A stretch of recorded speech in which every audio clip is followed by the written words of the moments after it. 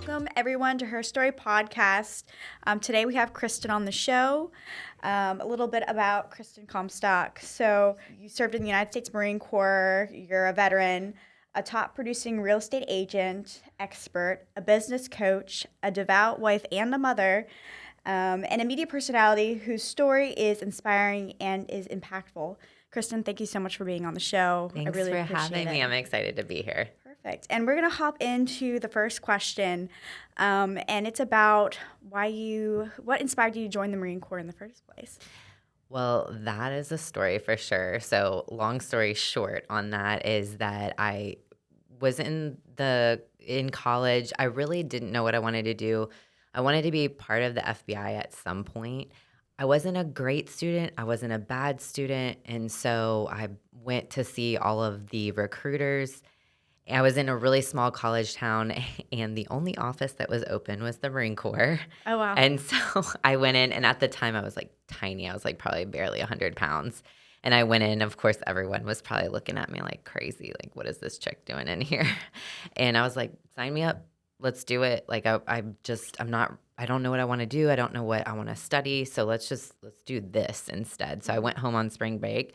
I gave my mom a coffee mug that said Marine Corps on it. I gave my dad a T-shirt, and I was like, I joined the Marine Corps. They wow. panicked, but that's how basically I started. So you didn't have any family in military at all? I did, but not really. It wasn't something I really even sought out until after I had already joined. So I kind of started knowing who in our family was part of the military, but I really didn't plan to do it. It was almost a spontaneous thing, which is probably crazy to say, but yeah. Awesome. And whenever I was reading about you, I learned that you studied intelligence in the Marine Corps, Yes. and that was your primary role. Can you elaborate on that a little bit? Yes. So, you take a test and it kind of tells you like what jobs you're qualified for. I think sometimes you get a choice, sometimes you don't get a choice.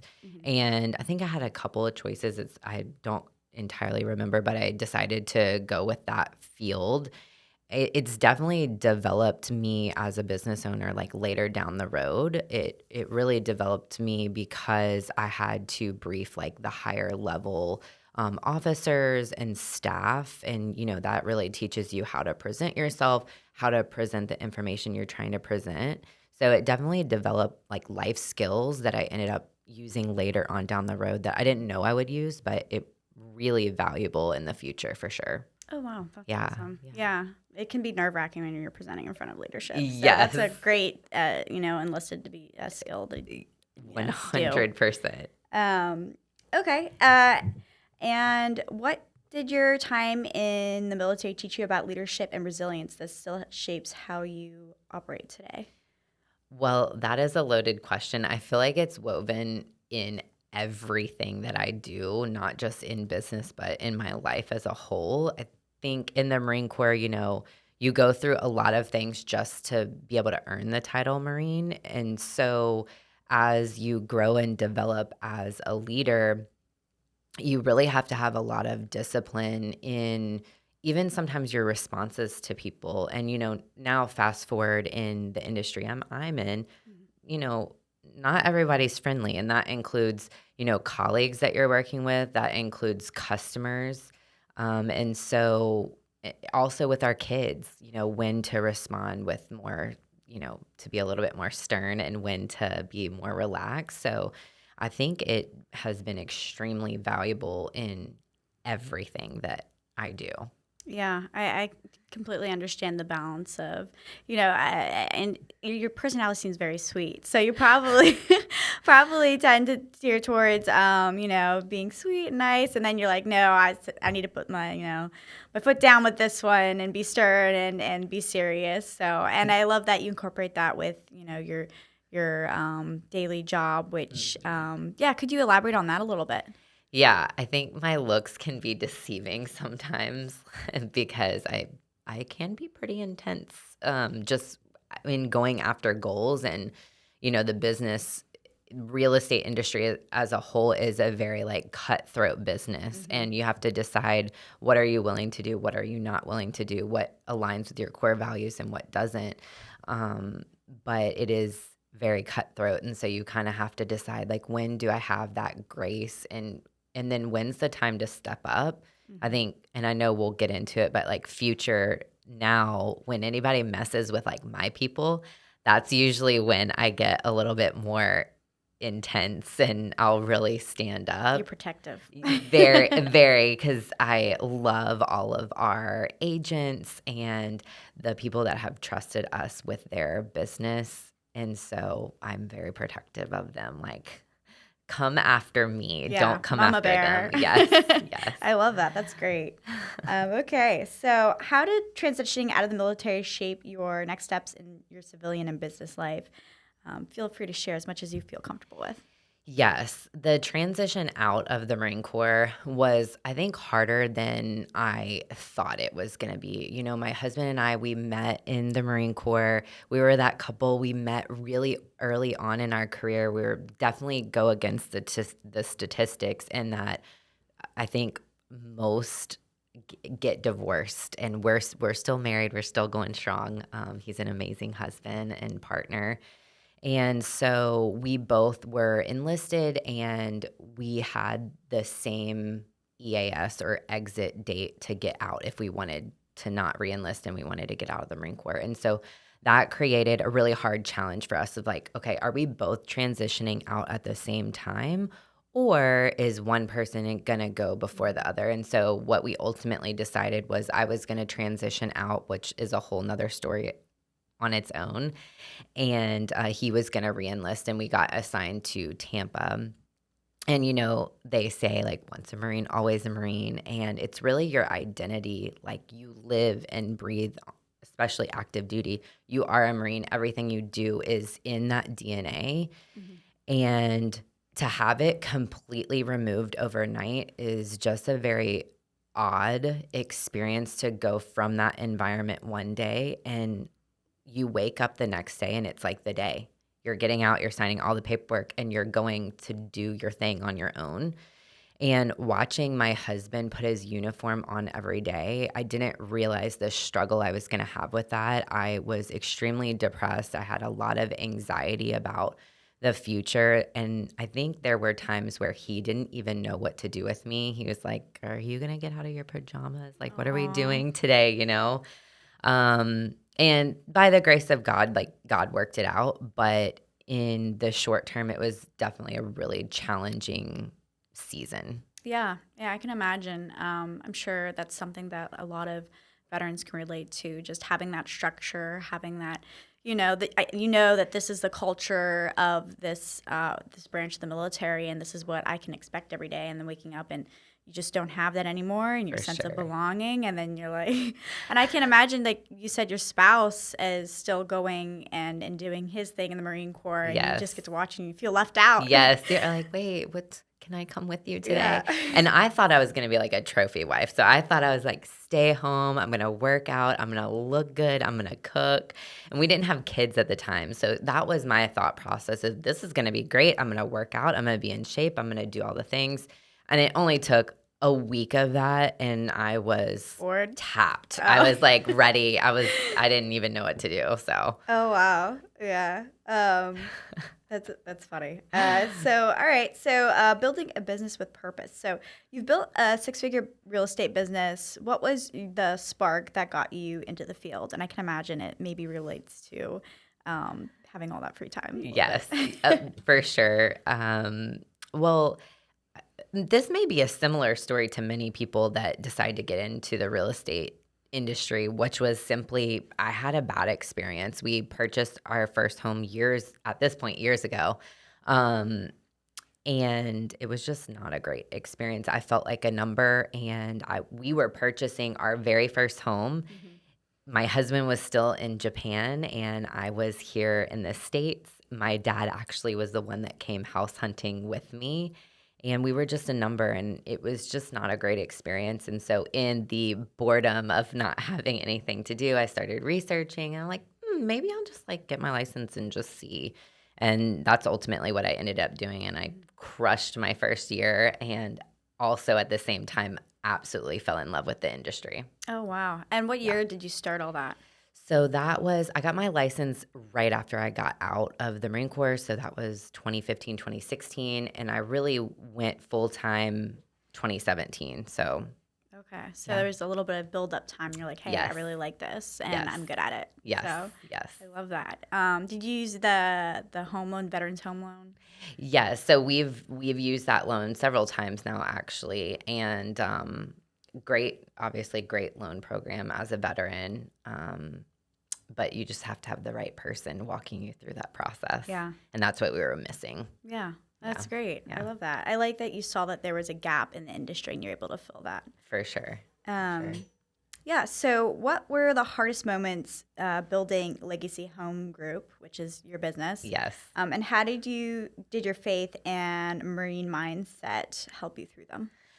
So, man, you know what, in building a real estate business, it's just there are seasons that are just extremely challenging. So, I could name 100. I will go with the most recent season, which was last year. We made a huge transition from what we would call a legacy brokerage to the brokerage that I'm at now, which is LPT Realty, which is a cloud-based brokerage. Mm-hmm. And in that transition, we also transitioned from Comstock Home Group, which was my last name, to Legacy Home Group with the intention of allowing others to build a legacy within the business and it not just being about me and my customers anymore and really elevating our business. But with that came also a season where I fired the most people I've fired in my whole career in Oh, wow. 1 year, all for different reasons. But that was a true character challenge for me. I mean, I don't know about anybody else, but I personally don't think it's fun to fire anyone. And especially as a small business, you get to know their stories and you've poured into those people in different ways, whether they're, a good fit for the business anymore is a different story. But at some point, you've gotten to know them really well and their story. And so that in itself was a character challenge for me, but it also was a season of growth. I'll put it just as growth and building me as a leader. And it's not always fun to do the hard things. It's not always fun to do the things that are required of you as a leader. So last year, I would say by far was the most challenging for me personally. Yeah, yeah. I can see how, in order to be a successful business, you have to separate your personal feelings, your emotions, with the mission, with the business, and sometimes that goes against our character. For sure. So, yeah, I think that's also good for other people to hear. Like maybe they're at that point with their business and they're like, I don't want to make these hard decisions. I know this person went through this recently, but they're just not meeting my expectations. What do I do? And maybe listening to this will help them with that. Like, which is a challenge when you're faith-based and you're like, okay, how do I represent God well and also do the hard things? And one of the things that I really have tried to dive into is that hard things are hard, but not making the hard decisions could possibly create an even harder season or challenge for you because you will experience the outcome of not making those tough decisions, which usually are what's best for whether it's your family or your business, whatever you're trying to move forward with. Not doing those things usually creates an even harder season for you. For sure, for sure. And I've been, in work environments where good workers, good people end up leaving because they're like, people aren't putting their foot down and taking the lead and doing what they need to do as leaders. So it is sometimes a rare a quality to find in a business. And it's an opportunity to earn respect from the other people that are watching you too, because everyone's watching you. It's like, okay, well, if you're going to let this person do this, then why do I have to do what I'm supposed to do? Exactly. So. It creates like a domino effect for sure. So many agents struggle in their first year. What makes your coaching and your system work for new agents? I would say one of the things that I love is that I've been there. And, there are some teams that grow in real estate and they didn't do real estate on their own for very long, which is fine. Some people grow a really big business that way. But one thing that I love is that I can really relate to our agent partners because I've been there, I've done it, I've grown it on my own, all by myself with no help at all. And I tell our agents all the time. So if any of them listen to this, they'll be like, oh my gosh, Kristen always says this. But had I known what I know now, I probably would have joined a team. I would have done my research, but I would have found a real estate team that was going to support me because I learned a lot of lessons the hard way. And so with that, it allows me to really understand them, come alongside them, and provide the support that they need in order to reach whatever they want their success to be in the industry. Yeah, that makes sense. Yeah. How do you balance strategy and soul in a high performance business? Strategy and soul. Yeah. I do think it's extremely important to have strategy in your business organization, no matter what industry you're in, and keep your DNA. And so for every business, you have to figure out what DNA it is that you're trying to maintain. And for us, it's faith, family, and productivity. We want to have all of those things. We want to have our cake and eat it too. And so with that, there's a really fine line between, we're going to love on you. We're going to love on your family. We're going to be faith led. And at the same time, this is not an environment of laziness. There's going to be consistency in the things that we do. And if there's not, then we have to have a conversation. And I think that's the way that you keep the strategy from the individual person trying to grow their business for the first time all the way to the high level staff that we have and the strategy we have of the organization as a whole. And it applies to everybody. And is it in that order: faith, family, getting the mission done? Yeah. Okay. Yeah. Well, because, and I've experienced it, it's turned into my interview questions of who is your support system? Do they understand the industry they're getting into? Do you understand the industry you're getting into? And are they supportive? And if there is any conflict, what are they? So we can talk about it ahead of time because the industry is very, very different than even when I started, which is like we all know, Amazon Prime, all the things, you can click a button and it will be at your doorstep in 10 minutes. So the unfortunate reality, and I know some people are like, you create your hours, set your boundaries, but the reality is we are in an economy and an environment where whoever the consumer is going to get what they want and they're going to get it immediately. And if you're not willing to answer the phone, then you're going to lose business. And so then the question becomes, what are the points that you're willing to lose business? And then let's protect those. So if it's, I'm not working on Sundays under any circumstance. I don't care if it's $100 million buyer or seller. I'm not working on Sundays. Okay, we can set parameters around that. But I think there has to be an expectation that this is somewhat of a 24/7 industry. And so how do we protect your family and your faith and also create an environment of productivity? That is not an easy problem to solve, but it's definitely conversations we have right in the beginning with our interviews. That's amazing. I think that the transparency is so good. I've never heard of a business with that much transparency. Usually they're like, oh, you don't want to work Sundays? Okay, we'll see what we can do. Now you're high and you're like, you're working this Sunday. Yeah, So the communication, I love that, you realize that communication is key and so is transparency. You're like, there's no surprises, but you have to be upfront and honest with me if you want me to protect your boundaries. And your partners or whoever your support system, I love looking at in a way that they can be a positive, they could be a negative or a neutral. And I've been researching this and reading a lot about it. And most people's partners or support systems are just a neutral. They don't necessarily encourage the growth, but they don't discourage it. Then you have the partners that are like, hey, I know you said you're going to do this, but like, wouldn't it be so great if we curled up on the couch and got in our jammies and watched a movie? And you're like, oh, but I told you I needed to accomplish this one thing.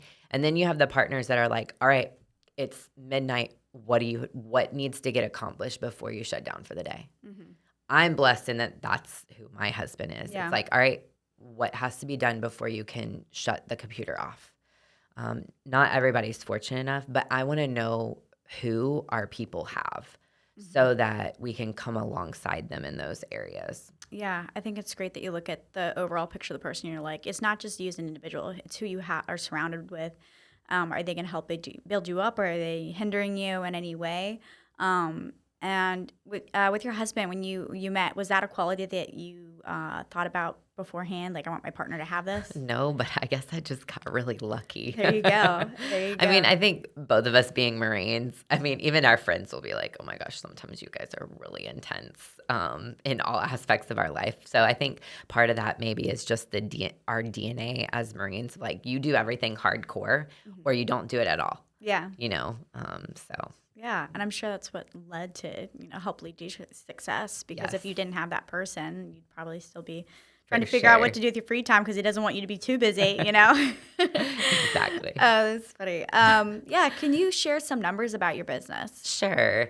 So I'm so proud of everyone on the team.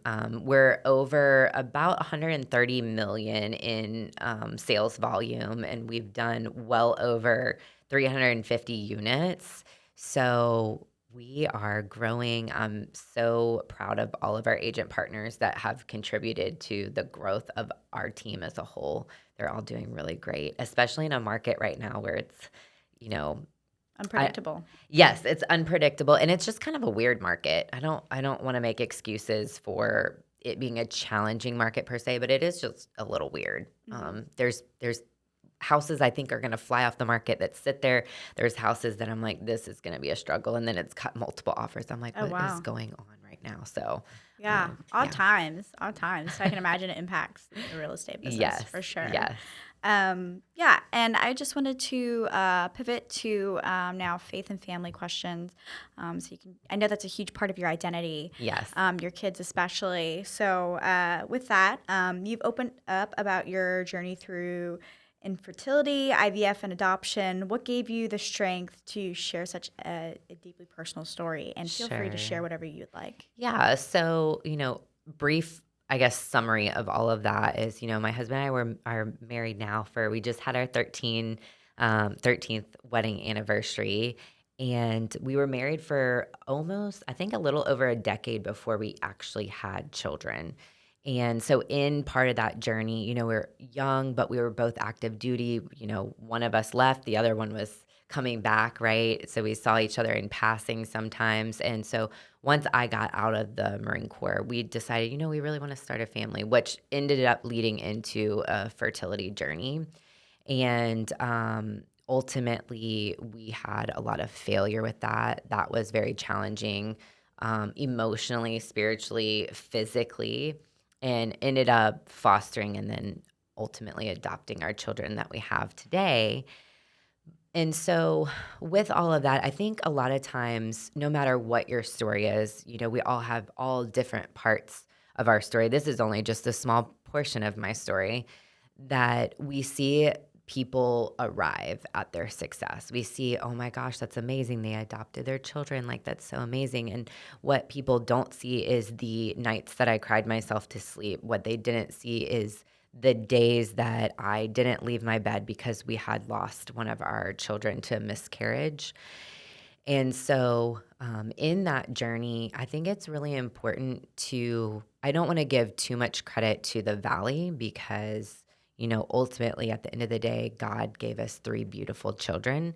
And at the same time, I think it can be challenging if you're in a season where you're struggling and you want to be at that place where you've arrived in whatever version of success you're looking for, and you just see the success, right? You don't see all of those moments. And I think in sharing that with vulnerability, you never know who you can encourage. You never know who maybe you can give a little bit of love to, even through a podcast.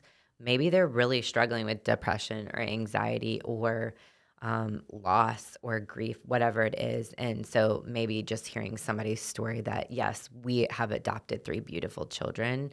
And if anything was worth it, going through all of that pain, I would never take back our children that we have now. And we wouldn't have had them if we didn't experience those losses, because chances are if I got pregnant and I had a baby, we wouldn't have even considered fostering because we had this huge house. And I was like, okay, well, if we're going to pause on trying to have children, why not just offer our home to a child in need? Our plan wasn't to overnight have 3 children, and Yeah. you know what I mean? So, Wow, yeah. that's amazing. And yeah, I think almost every woman knows, a friend or a coworker, someone who's had a loss Yeah. through miscarriage. I think there's been stories that I've seen come out recently in the news, but I think infertility is a real struggle with couples right now. Yes. And I'm not sure if they've, started to pinpoint what it is or anything, but I personally know people who are really struggling. They've tried everything under the sun. Push so much money into it. Mm-hmm. And then hearing stories like yours about like adoption and how beautiful that is, Mm-hmm. and how you wouldn't trade it for anything in the world is honestly very inspiring for those people. It's almost freaky how similar the kids are to us. It's very strange. They do stuff and you're like, you can't teach that, but somehow they're like exactly like us. People that don't know our story and we don't tell them, they will never know that they're adopted because they look like us, they act like us in all aspects. Yeah, that's amazing. It's crazy. Yeah, that's so cool. That's stuff I've never even thought about before. So, yeah, that's amazing. So how did becoming a mom through adoption change your perspective on legacy and leadership? I mean, I think it's just a new lens to look at everything through. It's more motivation too. Beforehand, I want to leave a legacy, and I didn't know who I was going to be leaving it for. It's just like at some point maybe we'll have kids, and at some point we'll leave a legacy. And now they sit right in front of us, and they sleep in our house, and so now it's just extra motivation of they are who I'm working to serve because they're our legacy, and I want to leave them with something beautiful. And I want to teach them how to leave that for their children and their children's children. And I also want our agent partners and our staff that are a part of Legacy Home Group to feel that they have a foundation to do that as well. That's great. Yeah. You made a bold lifestyle shift by becoming alcohol-free in 2024. What led to the decision, and how has it changed your life? Yes, I think I just passed a whole entire year, not a single sip of alcohol. Congratulations. Thank you. There's a couple things that went into that. My Marine Corps background and just some pain, physical, like actual physical pain that I experience, I still do, definitely contributed to just drinking in general and just wanting like, hey, quick relief. Also fertility, all of the hormones and medication, all the things. I gained a lot of weight. And so alcohol just increased that weight gain with sugar. I was a whiskey drinker. I like whiskey, so that has a lot of sugar in it. And then the stress of being a business owner and an entrepreneur. And again, I fired the most people that I had ever in my whole career. And I took that really seriously. And so all of those things were really what was the reason why behind drinking. I don't think that I've ever really come out and said like, yeah, I wouldn't say I was an alcoholic, but I guess like what is an alcoholic? Because when you drink every single day, like I guess that kind of is what that is. Like if we call it what it is. And so although I wasn't getting drunk per se or drinking 5-10 drinks, every night I was having a whiskey, like to take the edge off. So in having the kids, I wasn't the best version. I wasn't the best wife. I wasn't the best mom. I wasn't the best business owner. I wasn't the best leader. And I want to be great. I want to leave a legacy. And I can't do that when I'm not focused. I can't do that when I'm distracted. And I can't do that when I'm not the best version of myself. Mm-hmm. I love that you were able to make that sacrifice. You realized like, hey, I'm not the best version of myself for my husband and for my children, and that you were able to do a 180 and commit to it fully. And that's so hard for a lot of people. And sure. in the end, they're like, is it even worth it? Is it even making a difference? Or am I just losing my coping Well, mechanism? I lost like 40 pounds. Oh, wow. Yeah, I lost a lot of weight. And also there is such thing as searching for like the best mocktails, because you feel kind of fancy when you have a Yeah. little drink. And so now anytime we go out to a restaurant, I'm like, okay, what mocktails do you have? And I'm like, I'm going to try all of them. So I love that. That's yeah, great. Yeah. which I feel like mocktails are like more popular than they used to be now. So I it's think not as hard to find. I think so too. I think there's a generational shift with alcohol. Yeah, With the younger generation, they're all about like health and not going out and drinking or going to the club, and I think that's creating a difference with what restaurants provide as far for as sure. mocktails For go. sure. So yeah, that's great. How did you care for your own mental, physical, and spiritual health while leading others? Yeah, I think it comes with, that was one of the big decisions I made in the hardest year that I really had experience from a leadership perspective, not necessarily in life, but just in a leadership perspective and wanting to be the best version of myself. That was really important. Recently now, one of the things that I do is I think getting moving in the morning is really important and spending time in the word, having quiet time, meditation time, whatever you do to kind of get your mind right.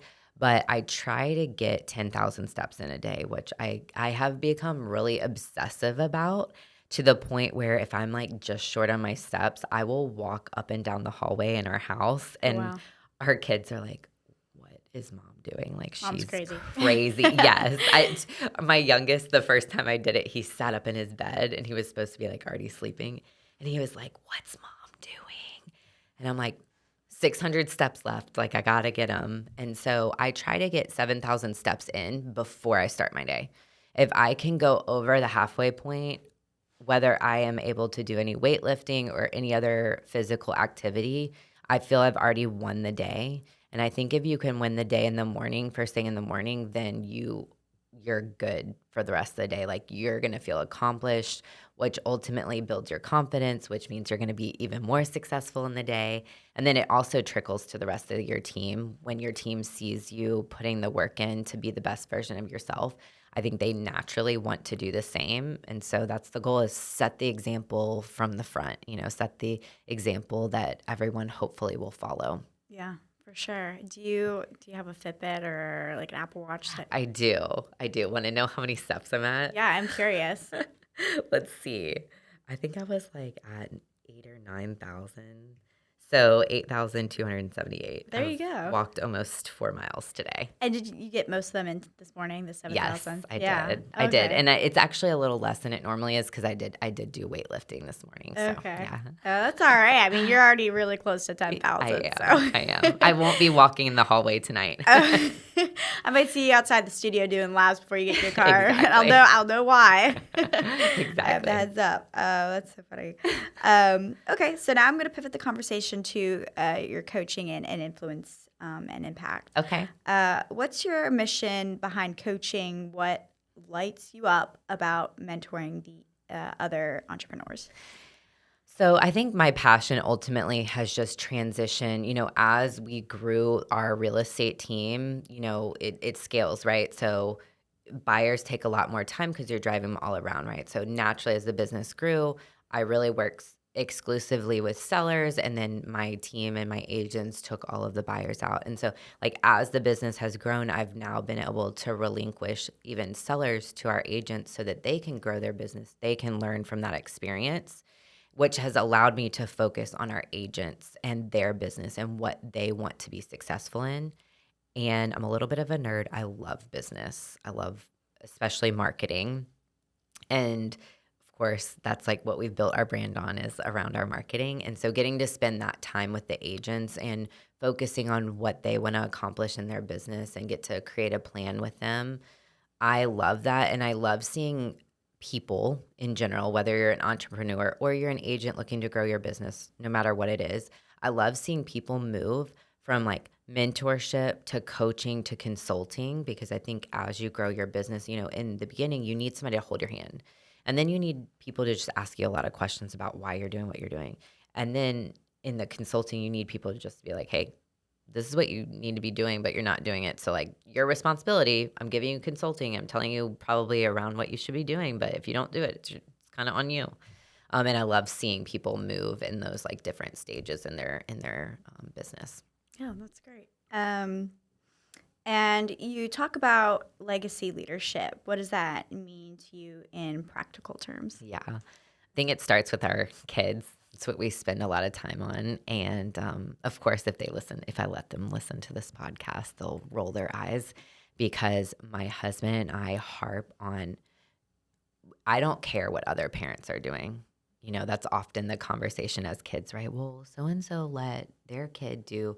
I don't care what other parents are doing. We are not raising children, we're raising adults. We're not going to get to the point where our kids are 18 and now, oh, shoot, we have all these life lessons that now we're teaching. They don't know how to adult because they turn 18 and they didn't have all the lessons. So we teach them really hard lessons even right now. That is really the leadership legacy that I focus on. And then, of course, that trickles out in all aspects of our life, too. Yeah. What are some of the common mindset shifts you help your clients make to unlock success? Yes. So I think probably one of the biggest things, and of course, it could be buyers and sellers in the real estate market. For me, a lot of times when I'm working with somebody, it is the real estate agent or a business entrepreneur, which is consistency. I think that's what a lot of people lack is having enough discipline to be consistent in their business. It is probably a lot better just to do a little bit every day and really just inch forward towards your goal than, you have a week where you're like, oh man, I didn't do anything. So let me spend 12 hours today, actually make it 14, and let me do all the things in this short time frame.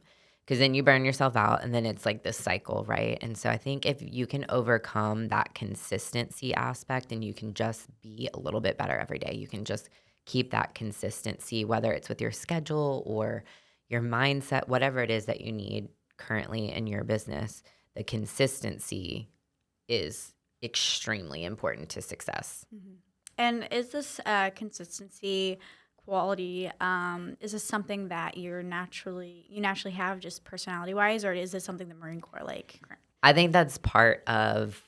I mean, I want to say as a kid, like I always was very driven to do whatever the thing is that I wanted to do. But I would say hands down, the Marine Corps definitely was probably the primary reason why it's very easy for me to determine there's something I want to do. And then it's just like, I guess it doesn't matter how many times you fail, but at some point I'm going to get to that goal. It might take me a lot longer than somebody else, but I'm going to do it at some point. Mm-hmm. And what's your favorite transformation story from someone you've coached? Oh my goodness.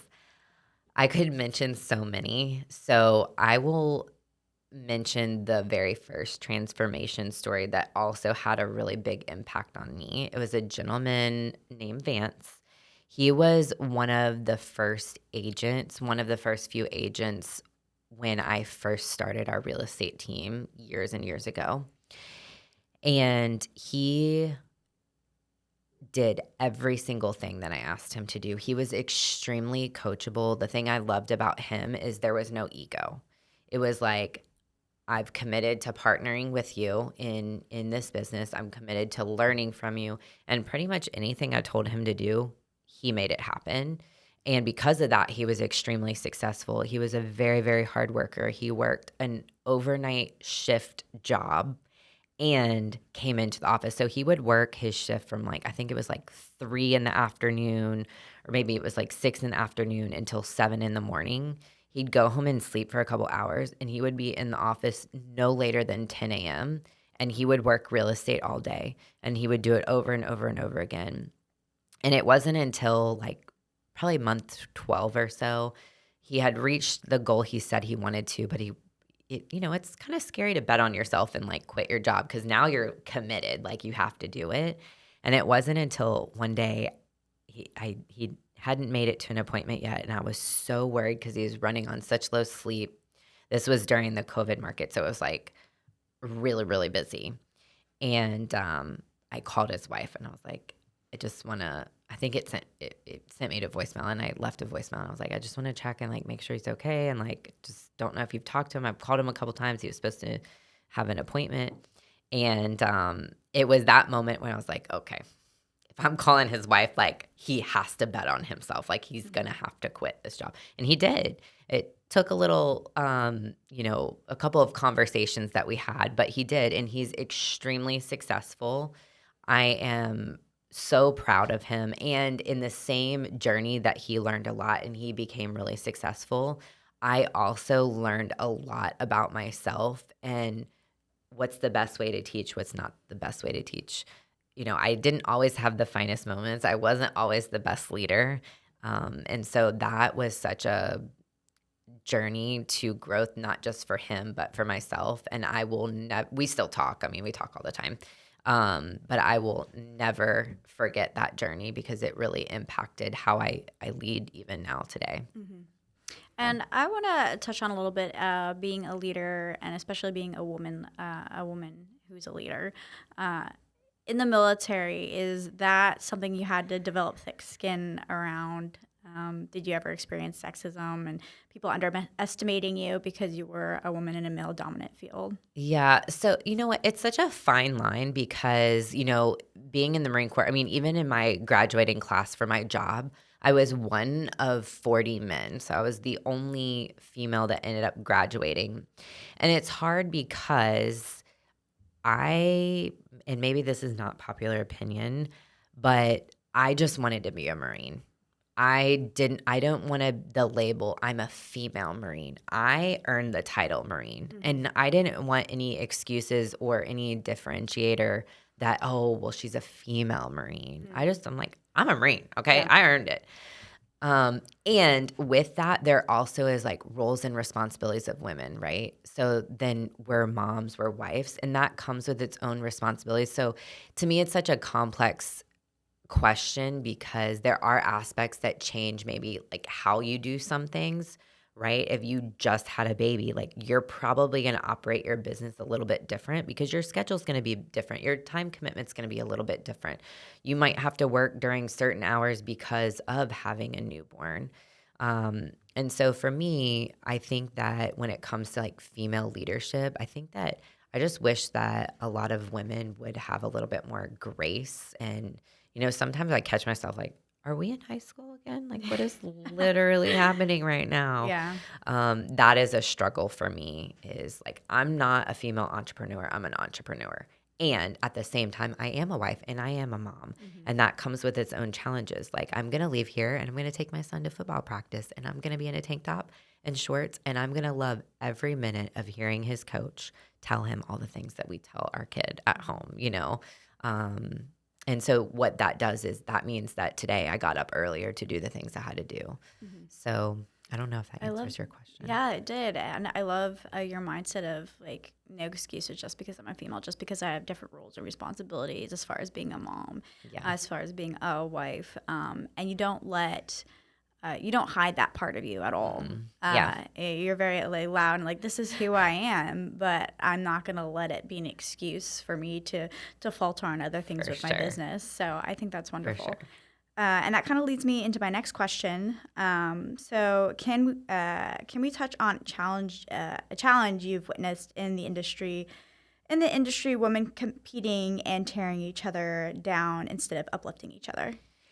Yeah, I think it goes back probably a little bit into we talk about like hearing people's stories and not knowing what they come from. I think the challenge with women cutting each other down or just people in general is that you don't know their story. And I don't want to make excuses for anyone, but everyone has their own story. And I don't know, maybe they had hurt by a father or a mother, or they were bullied in high school. There's so many reasons that somebody could be the way that they are. And that's not an excuse. And so I think the challenge is, at least for me, like, aren't we all adults? Like, why are we acting this way? And it can be a really hard challenge when you've been hurt or you have been the receiving end of the being bullied or receiving the unkind words. And then like, how do you respond? Do you respond the same way? Or do you hold your head held high? And that is absolutely something that I definitely experienced last year. that, and maybe because it was just recent, I've experienced it in other areas of my life, but I definitely experienced that from another adult woman that, I had poured into their family. And it's a little bit of a gut check at the same time because we do not allow, like, I can count on one hand how many people we've let into our home. Our home is our sacred place. We keep it safe. We are not the family that has like a zillion people over. That is not us. And so if you've ever been into our home, that's an honor. You're So basically family. yes, you are. And so yeah, being on the receiving end of that hurt, and then how do I respond regardless of how somebody else is acting? How am I going to respond to that? And, sometimes we do it with grace and sometimes we don't. Mhm. And sometimes it's just a learning experience. I guess I just wish that um, more people would be in a place where they could be mature enough to understand that we all have a story. Sometimes that's why we act the way we do, but it doesn't mean we have to respond Mhm. in the same manner. Yeah, and I think it's like you said, a mature way of looking at it. So many people are quick to have a knee-jerk reaction. I like that you're like, okay, pause. What's the cause and effect here? Hmm. What's this person's story? But even having empathy for that person, but at the same time, not making excuses for For them, sure. like you said. And I know you mentioned support systems being a big role in who you hire and Yes. making sure that they have a good support system Yeah. for the work that they're about to get involved with. So, what role has your support system played in your journey as a woman in business? I think I have to give props to my husband. I am extremely, extremely blessed that he is as supportive as he is. He really is a true partner. He's my biggest support system, absolutely. And we have really open conversations with our kids too, so they're really supportive as well. But he is, when I tell you, like, literally at the end of the night, if we're just having one of those weeks where we're building, we're growing, and there's a lot of tasks to accomplish. And sometimes for me, the only way for me to accomplish everything is like after everyone else is asleep, to include our agent partners. That's when I'm working because my phone's not going off. And so sometimes he'll come in the office and like, hey, like, how much longer do you have? And I'm like, tonight? Like, I could probably sit here for another 5 hours. Mm-hmm. He's like, okay, what can I do? Give me 3 things I can do. He's like, okay, I'm going to do these 3 things. You do those 3 things. Everything else can wait till tomorrow, right? Yes. Okay, great. And he's like truly a partner. I'm very blessed in that sense. And then our kids, we bring them alongside us too. We're really open, like, hey, mommy and daddy, we're in a busy season right now. We're growing. And so what that means is probably going to be on our computers a little bit more. And this is what we have to look forward to. So let's get to this day Mm-hmm. and we're going to have a family day. Um, so Yeah. we're just honest with them. Yeah. And I know earlier I mentioned like you're transparent and your communication is very good with who you employ. It sounds like you carry that into your relationship with your husband and with your kids. Yeah. And that's, maybe something that people don't do enough, Yeah. and that can lead to other tension, maybe a domino effect. Is this something that you've learned to do more and get better at to make sure your family functions well with two very busy, successful parents, or is it something that you kind of already had a good grasp on initially? Yeah. My parents are very successful, but neither of them are entrepreneurs. My dad's a pastor, and my mom has been a legal secretary for years and years and years and years.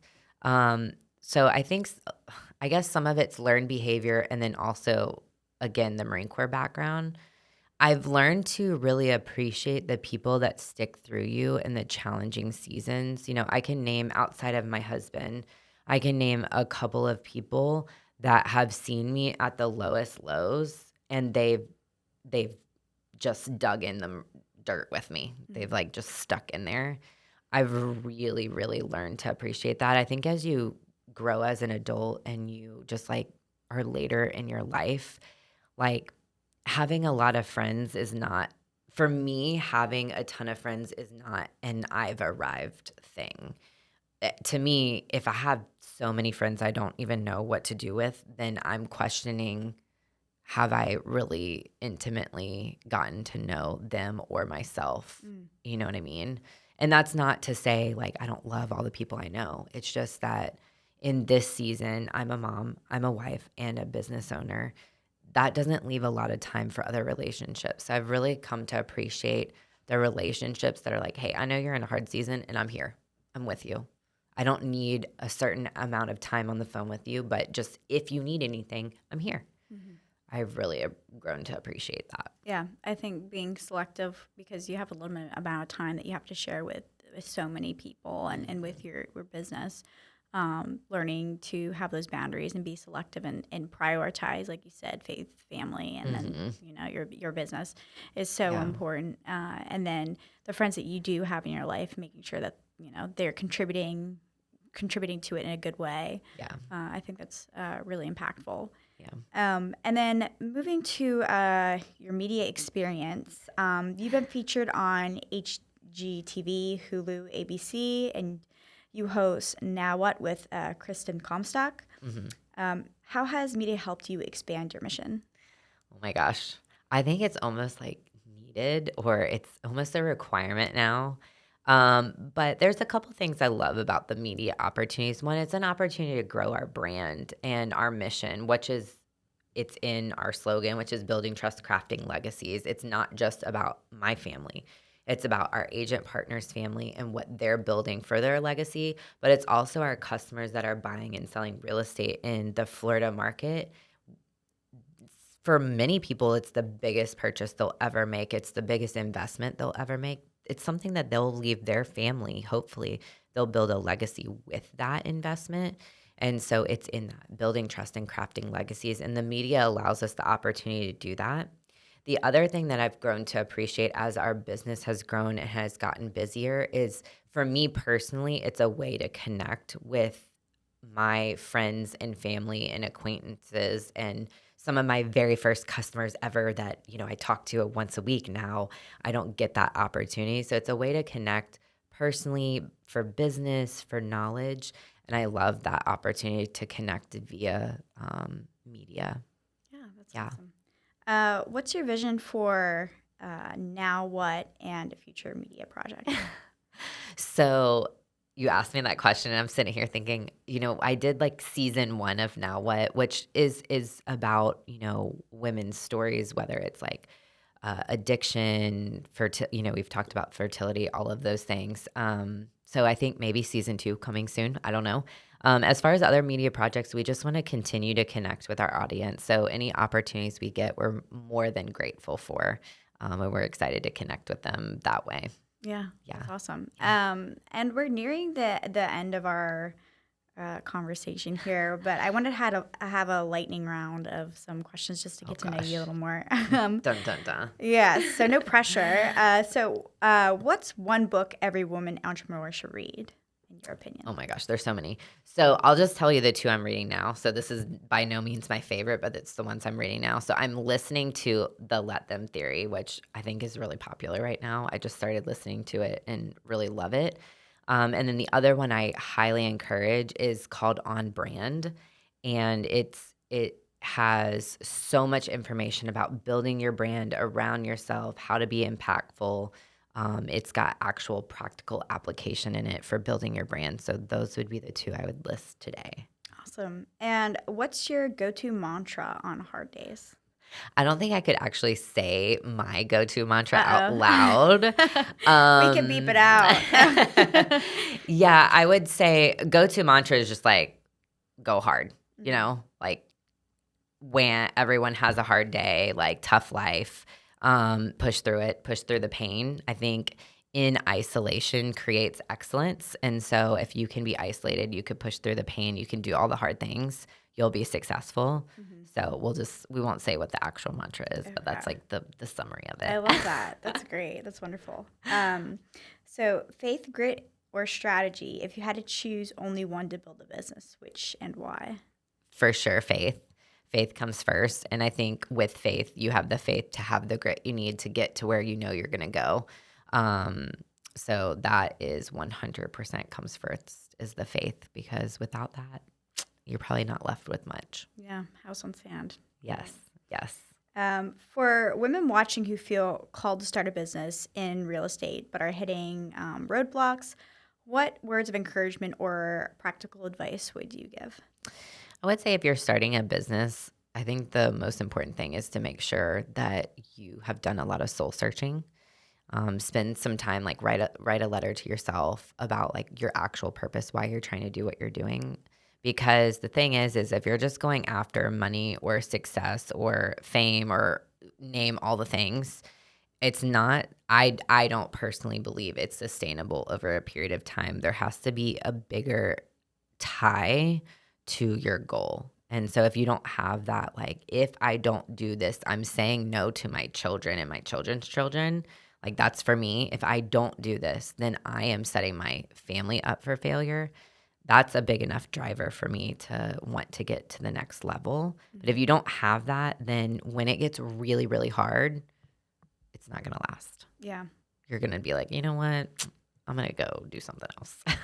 Yeah, that's so important to have everything aligned. And then your whole experience is better, right? Then you're not like trying to just keep everything together every day. Like you can actually enjoy the growth and the hustle, Right. and having your loved ones around you. So Yeah. I think that's wonderful. And I personally love like the pain moments because I think that's where I grow the most. So put me in isolation, put me in a season of like aloneness because I know when I come out on the other side, it's going to be just like incredible. So I might be a little weird in that way. Hardcore for sure. I love that. That's a great mindset. I think your perspective on things, it just is unique, for how people want to take the easy route. Sure. I'll just put it that way. Sure. And you are like, bring the biggest obstacles. I'm ready. I know I'm just going to grow so much from this. And For sure. that mindset is amazing to me. Like, let's do that first. Let's do the hard stuff first. So. Yeah. All right. Well, I think that's it for my questions. Again, thank you, Thank you for Kristen, having me. so much for joining me on the podcast. Super Right. exciting to have you, and episode 2 is finally complete. So have a good one. I'm excited. Thank you.